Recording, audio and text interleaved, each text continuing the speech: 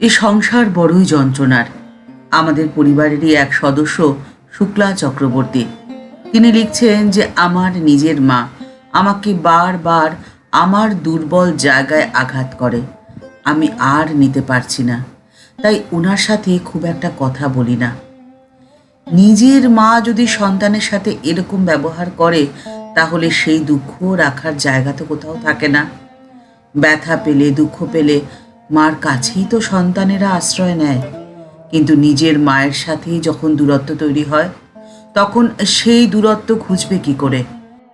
সংসারের শত সহস্র জ্বালা যন্ত্রণার মধ্যে এই যন্ত্রণা বোধহয় সব থেকে তীক্ষ্ণ যন্ত্রণা, যা একেবারে হৃদয়কে বিদ্ধ করে দেয়। সংসারের জ্বালা যন্ত্রণায় হৃদয় যখন একেবারে ছিন্ন বিচ্ছিন্ন হয়ে যায়, সেই সময় শ্রীমা সারদা দেবীর জীবন ও বাণী আমাদেরকে শান্ত করে, আমাদের আশ্রয় দেয়। কারণ শ্রীমা হলেন জগৎ জননী মা। মায়ের সমস্ত অভাব পূর্ণ করে দেন শ্রীমা সারদা দেবী।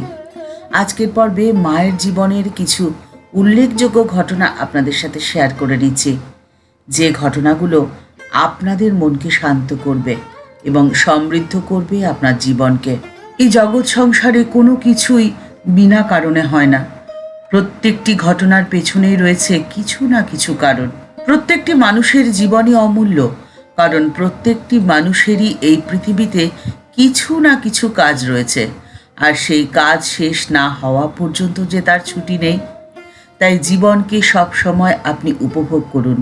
জীবনের প্রত্যেকটি মুহূর্তকে কর্মময় করে তুলুন। আপনার জীবন যদি কর্মময় হয়, তাহলে হতাশার কোনো স্থান সেখানে থাকে না। এই ধরনীতে শ্রীমায়ের লীলা খেলা শেষ। তিনি ফিরে যাবেন ঠাকুরের কাছে। শ্রী শ্রী মায়ের শেষ শয্যা পার্শ্বে একদিন কাতর প্রার্থনা নিবেদন করেছিলেন সেবা নিরতা ভারতী প্রাণাজি। তিনি বলছেন, মা, আপনি আমাকেও আপনার সঙ্গে নিয়ে চলুন, আমাকে ফেলে রেখে আপনি যাবেন না। উত্তরে সেদিন শ্রীমা বলেছিলেন, তোমাকে যে মা আমার অনেক কাজ করতে হবে, কাজ শেষ হয়ে গেলে তো আমার কাছেই তুমি যাবে, চিন্তা কি? পরবর্তীকালে ভারতী প্রাণাজি বলেছিলেন, তখন কি আর বুঝেছিলুম আমাকে তার এই সমস্ত কাজ করতে হবে? শ্রী শ্রী মায়ের দেওয়া মঠের মায়ের ভূমিকা নিষ্ঠার সাথে সারাটি জীবন পালন করে গেছেন ভারতী প্রাণাজি। শ্রী সারদা মঠ এবং রামকৃষ্ণ সারদা মিশনের মূল কেন্দ্র ও শাখা কেন্দ্রগুলোর সমস্ত কাজের প্রাণ কেন্দ্র ছিলেন ভারতী প্রাণাজি মাতাজি। প্রত্যেকের আধ্যাত্মিক জীবনের বিকাশের দিকে তার ছিল সস্নেহ সতর্ক দৃষ্টি, আর এ কাজ তিনি করেছেন শ্রী মায়ের আদলে, অর্থাৎ নিজের জীবন দিয়ে, আচরণ দিয়ে। তার নিষ্ঠা এবং ভগবত বুদ্ধি প্রত্যেকের জীবনে সঞ্চারিত হতো। তিনি বলতেন, জীবন দিয়ে দেখাও, শুধু আলোচনা করে কি হবে, কাজে করে দেখাও। 1973 সালের 30শে জানুয়ারি তিনি হলেন ব্রহ্মলীন, কিন্তু রেখে গেলেন আশীর্বাদ। তিনি বলেছিলেন, শ্রী শ্রী ঠাকুর মা ও স্বামীজির কাছে আমি প্রার্থনা করি, তাদের কাজে জীবন সমর্পণ করে আমরা যেন ধন্য হই। তাদের করুণা ও আশীর্বাদ সব সময় যেন আমাদের ওপরে থাকে। আমরা সকলেই যেন অনন্ত শান্তি ও অনন্ত আনন্দের উত্তরাধিকারিণী হই। অনন্ত শান্তি আর অনন্ত আনন্দ এই সংসারে থেকে চাইলে কি পাওয়া যায়? এই প্রশ্ন করেছিলেন এক ভক্ত মহারাজকে। উত্তরে মহারাজ স্মিত হেসে শুধুমাত্র মাথা নেড়েছিলেন। একজন লোক আবাল্য মঠে যায়, বয়সে তরুণ, কলেজের ছাত্র। একদিন প্রণাম করে জিজ্ঞাসা করেছিলেন মাধবানন্দজি মহারাজকে, মহারাজ, শাস্ত্রে বলা হয়েছে যে তৈল ধারাবৎ অবিচ্ছিন্নভাবে ঈশ্বর চিন্তা করতে হবে, কিন্তু আমি তা করি কেমন করে? অন্যান্য কাজকর্ম তো আছে। প্রথমে মাধবানন্দজি কিছু বলেননি। কিছুক্ষণ পরে টেবিলে রাখা একটা কাগজ তুলে নিলেন, একটা ফর্ম বা আবেদনপত্র, এরকমই কিছু একটা কাগজ। আবেদনকারীর স্বাক্ষরের জায়গাটায় আঙ্গুল ছুঁয়ে তার দিকে তাকিয়ে বললেন, এটা কি বলো তো? একটা লাইন মহারাজ।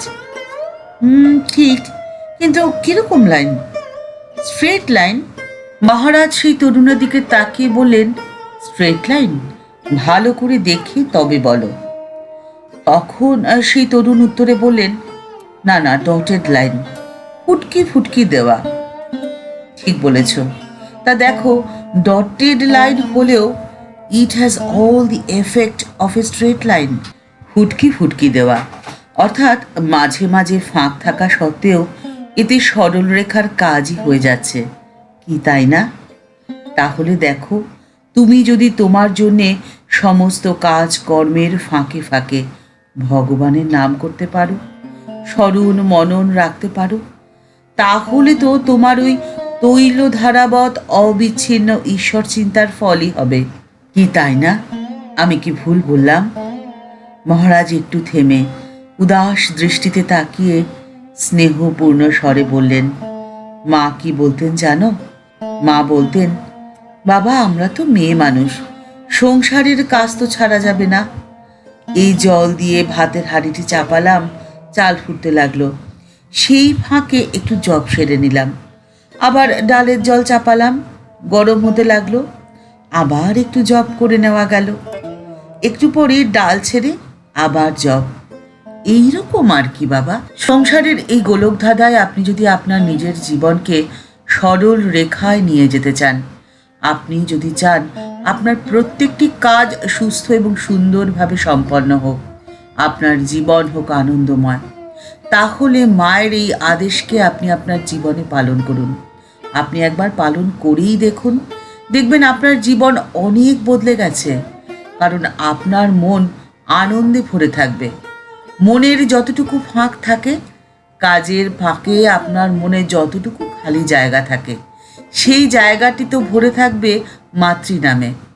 তখন আপনার মন তো আনন্দে পরিপূর্ণ হবে, কারণ হতাশা বা অন্ধকার তো সেখানে কোনোভাবেই প্রবেশ করতে পারবে না। কারণ মায়ের শক্তি আপনার মধ্যে প্রবাহিত হবে তিনটি উপায়: প্রথম জ্ঞান, দ্বিতীয় বল এবং তৃতীয় ক্রিয়া বা কর্ম। এই তিনটি পদ্ধতিতে আপনার মধ্যে মায়ের শক্তি ধীরে ধীরে প্রবাহিত হবে। মায়ের শিক্ষার মূল ছিল বিশ্বাস আর নিষ্ঠা। ঠাকুরের কাজ, ঠাকুরের স্মরণ মনন, এই সমস্ত কিছুই মায়ের কাছে তপস্যা ছিল। এই মন্ত্র দিয়েই মা তার সংঘ গড়েছিলেন। জনৈক সন্ন্যাসী একবার মাকে বলেছিলেন, মা আমি তপস্যা করতে হিমালয় যেতে চাই। সেই সন্তানকে মা উত্তরে বললেন, আমার কাজ করছো, ঠাকুরের কাজ করছো, এ কি তপস্যার চেয়ে কিছু কম হবে? হাওয়া গুনতে কোথায় যাবে তুমি? অর্থাৎ মা সেই সন্তানকে বলতে চেয়েছিলেন, সংসারে যদি সাধন ভজন করতে চাও, যদি তার নাম গুণগান করতে চাও, তাহলে সংসার ছেড়ে দূরে কোথাও যেতে হবে না, সংসারের মধ্যে থেকেই তুমি তা করতে পারবে। সংসারে যত কাজই থাকুক না কেন, যতই অশান্তি থাকুক না কেন, সেই যে ডটেড লাইনের মধ্যিখানের ফাঁক, সেই ফাঁকেই তুমি তার নাম গুণগান করতে পারো। তুমি সাধনা করে তোমার জীবনকে পরিপূর্ণ করতে পারো। ঠাকুরমা ও স্বামীজির চরণে প্রণাম জানিয়ে আজকের পর্ব এই পর্যন্তই। দেখা হচ্ছে পরের একটি পর্বে। এই পর্বটি ভালো লেগে থাকলে লাইক বাটনটি প্রেস করে দেবেন, আর এই চ্যানেলটিকে ভালো লেগে থাকলে চ্যানেলটি সাবস্ক্রাইব করে বেল বাটনটা ক্লিক করে দিয়ে অল বাটনতে ক্লিক করে দিতে পারেন। তাহলে এই চ্যানেলে ভিডিও আপলোড হলে আপনার কাছে সবার প্রথমে নোটিফিকেশনটি যাবে। ভালো থাকবেন, সুস্থ থাকবেন। এই ভিডিওটি যদি আপনার ভালো লাগে অনেকের মধ্যে শেয়ার করে দেওয়ার অনুরোধ রইল। দেখা হচ্ছে পরের পর্বে। নমস্কার।